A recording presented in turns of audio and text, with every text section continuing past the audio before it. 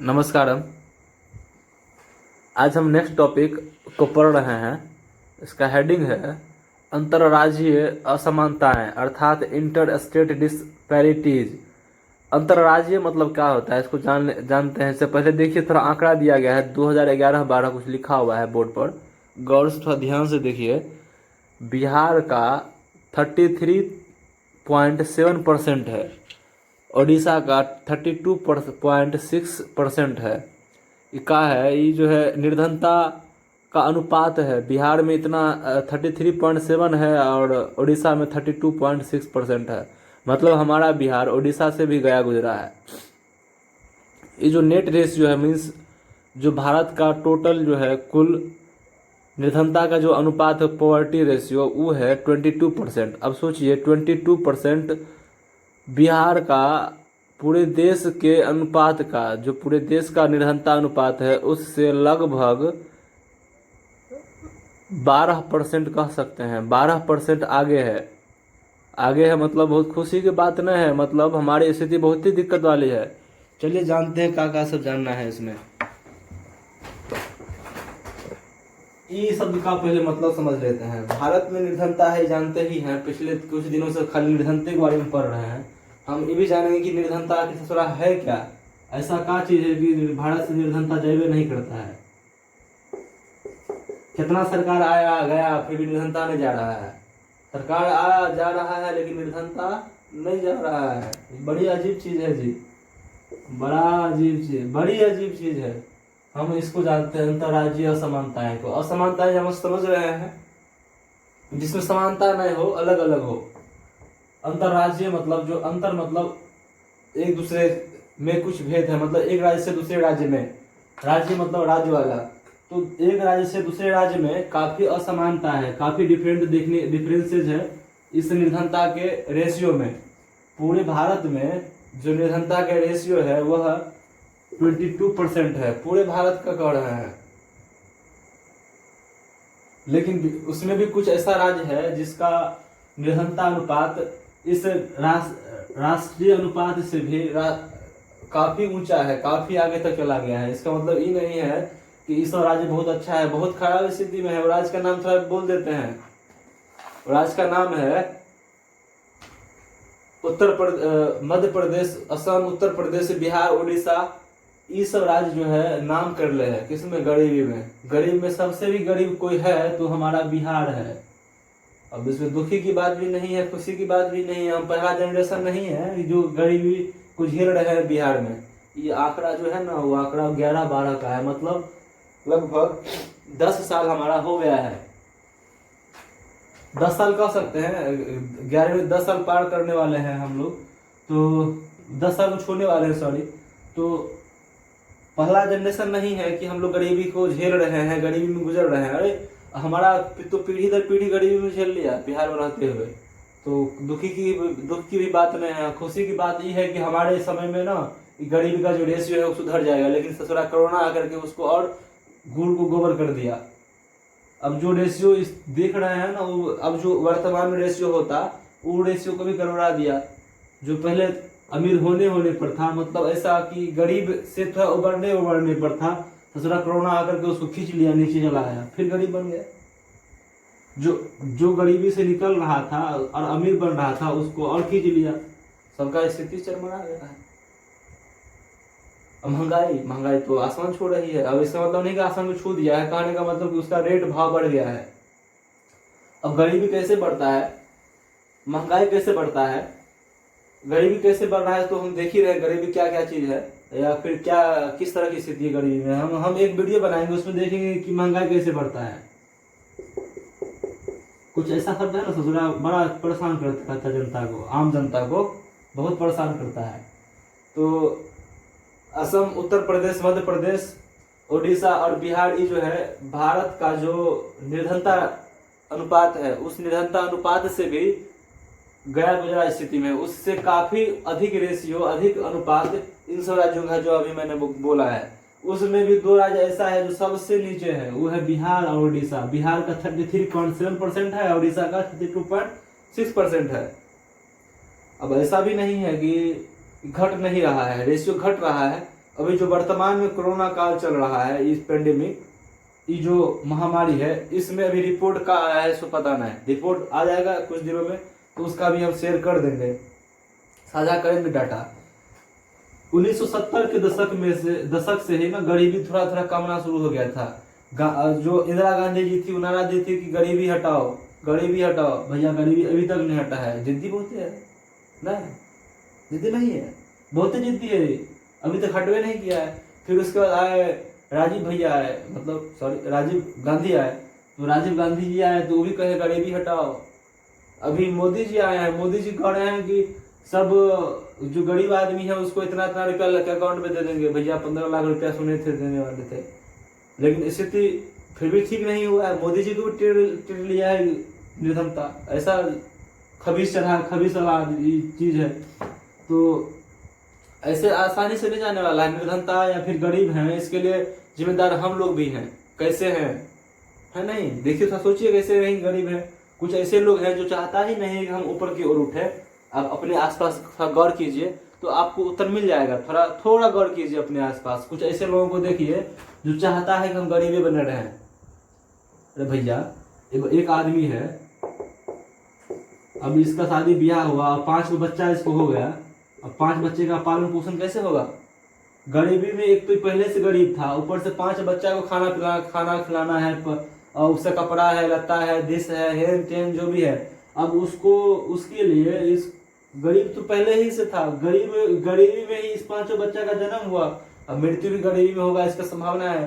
10-12 साल का होता है, भेज देता है किसी को होटल पे, किसी को ढाबा पे, किसी को गैरेज में, किसी को बम्बई, किसी को दिल्ली, किसी को लुधियाना, पंजाब खटने के लिए। स्किल अवे नहीं करता है। आज का दुनिया मेहनत के साथ साथ स्किलो मांगता है।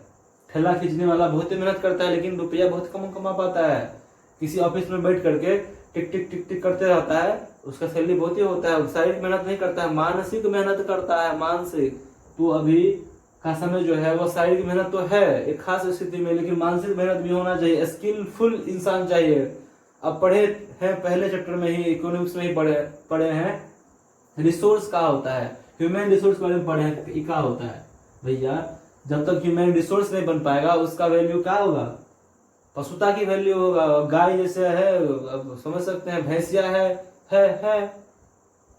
तो मतलब कहने का मतलब कि गाय भैंस नहीं है, जानवर के समान उसका वैल्यू है। कि मेहनतें खाली कर रहा, बैले की तरह खींचे जा रहा है। तो अब 5 बच्चा जो काहे पैदा करने की जरूरत थी?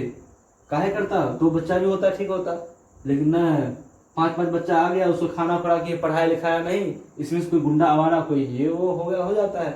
तो गरीब होने के कारण हम लोग भी हैं एक तरह से। अब हम लोग मतलब मैं नहीं हूँ, आप नहीं है, मतलब समाज के कोई एक और दूसरे व्यक्ति हो सकते हैं। तो इस सब जो राज्य है अभी जो बताए थे, फिर आ जाते हैं इस टॉपिक पर कि जो बिहार है, झारखंड है, पश्चिम बंगाल, सॉरी उड़ीसा है, मध्य प्रदेश है, असम है, इस सब के राज्य की तुलना में कुछ ऐसा राज्य है जो काफी अच्छे स्थिति में है। इस सब राज्य का नाम है केरला। केरला का तो कोई जोड़े नहीं है भैया। पढ़ाई में हो या फिर किसी और क्षेत्र में हो, काफी बुद्धि वाला से होता है, काफी पढ़ा लिखा आदमी है। लगभग 100% जो है यहाँ पढ़ले लिखले आदमी मिलता है, मतलब शिक्षित आदमी है। मतलब अनपढ़ जो है वह बहुत नहीं के बराबर है। मतलब सोच सकते हैं 100%, लगभग 100% है। अब एक आज वो करम फुटा होगा, करम जरा हुआ, उन्हें पढ़ा होगा, खबीस चढ़ा होगा कि नहीं पढ़ेंगे हम, वैसा सा एगो दूगो मिल जाएगा बाद में, लेकिन लगभग 100% केवल पढ़ा लिखा लोगों में से है। केरल है, जम्मू कश्मीर, आंध्र प्रदेश, तमिलनाडु, गुजरात, पश्चिम बंगाल, इस सब में काफी कम निर्धनता है इस राज्यों की तुलना में, जो काफी गरीब राज्य है, जिसमें मध्य प्रदेश सब भी आ जाता है, जो असम बोलते हैं, बार बार बोले हैं।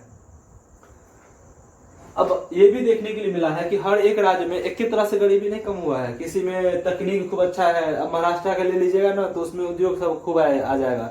अब महाराष्ट्र का जो मेन, पूरा भारत का मेन जो हब है, इंडस्ट्रियल कैपिटल जो है वो मुंबई, वो तो आत्मा है महाराष्ट्र का, आत्मा है।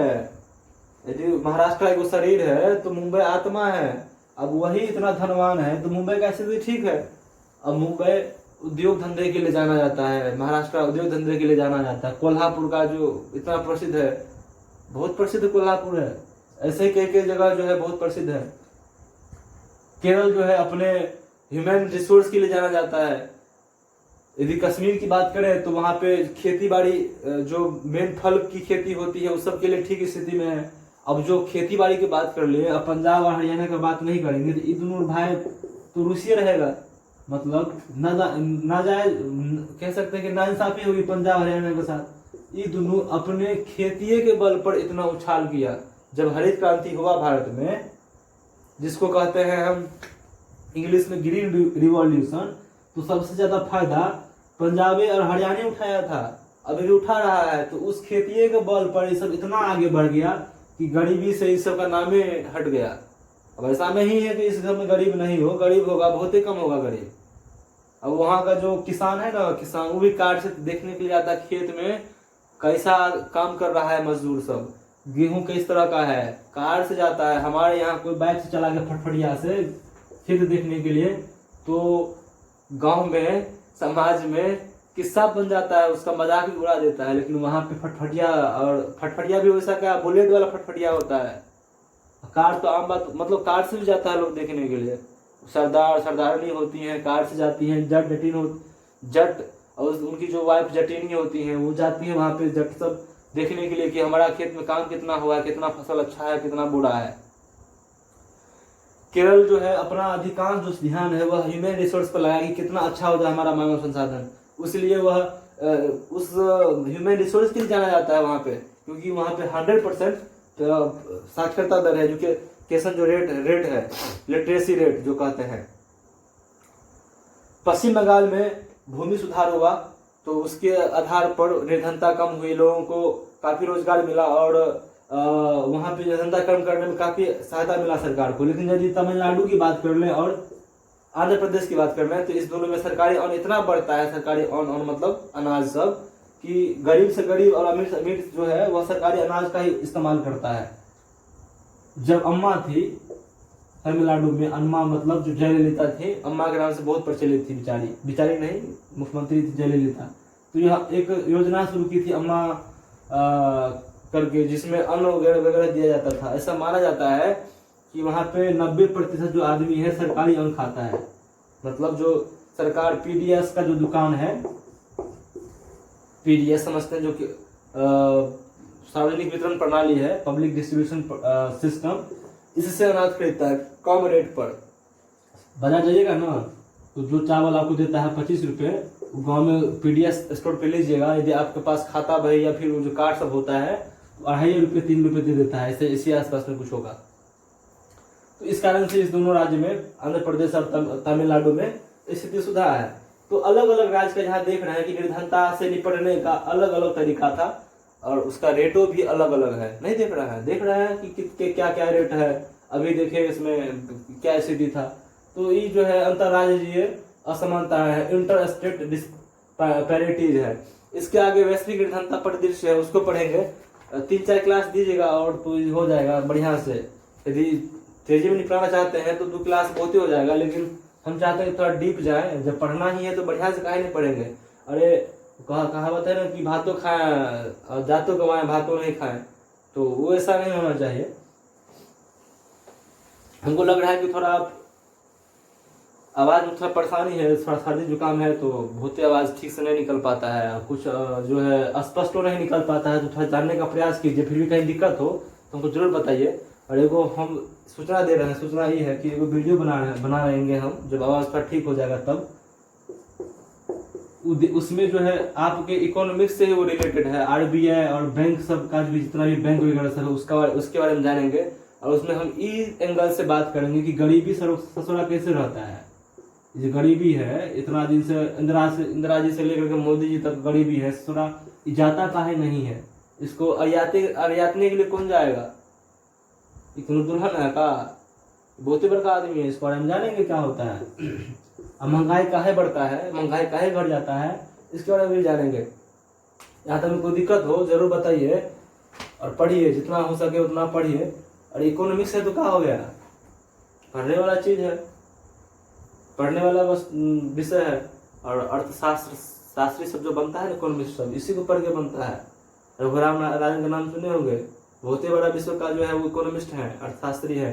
RBI गवर्नर भी रह चुके हैं रघुराम राजन, इसी सब को पढ़ के बने हैं। आगे यदि पढ़िएगा 11वीं 12वीं में और अकाउंट लेते हैं ना, अकाउंट को छोड़िए, गोली मारिए, अरे गोली नहीं मारेंगे, कॉमर्स रखते हैं तो आपको ये सब पढ़ना पड़ेगा।